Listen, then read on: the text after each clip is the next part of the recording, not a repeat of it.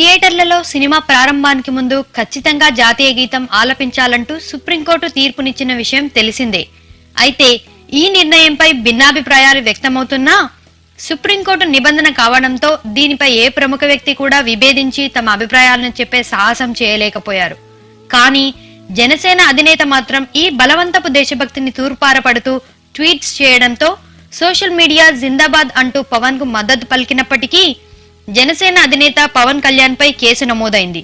జాతీయ గీతాన్ని అవమానించారంటూ Saroor Nagar police station లో పవన్ పై ఆదివారం కేసు నమోదు చేశారు.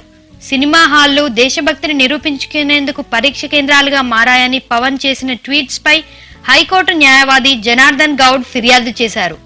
పవన్ జాతీయ గీతానికి వ్యతిరేకంగా ప్రచారం చేస్తూ ప్రజలను రెచ్చగొడుతున్నారని జనార్దన్ తన ఫిర్యాదులో పేర్కొన్నారు. పవన్ ట్వీట్స్ లో ఉన్న విషయం క్లుప్తంగా: ఒక సాధారణ సాయంత్రం నాడు కుటుంబంతోనూ స్నేహితులతోనూ కాసేపు హాయిగా గడుపుదామని సినిమాకు వెళ్లే సమయం దేశభక్తిని కొలిచే కొలమానమా అంటూ నిలదీశారు. నిజమైన దేశభక్తి మానవతా విలువలలో ఉంటుందని అన్న జనసేన అధినేత దేశభక్తిపై రాజకీయ పార్టీలను ప్రశ్నించారు.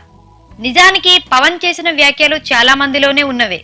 వినోదం కోసమని సినిమా హాలుకు వెళ్తే అక్కడ దేశభక్తి పేరుతో జాతీయ గీతాన్ని ఆలపించాలనే నిబంధనపై అంతర్గతంగా చాలా మంది పెదవి విరుస్తున్నారు.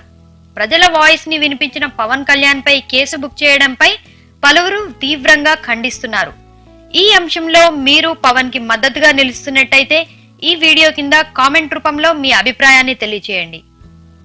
ఈ వీడియో మీకు నచ్చినట్టయితే లైక్ చేయండి, కామెంట్ చేయండి. మరిన్ని ఇంట్రెస్టింగ్ వీడియోస్ కోసం సబ్స్క్రైబ్ చేసుకోండి. Thanks for watching.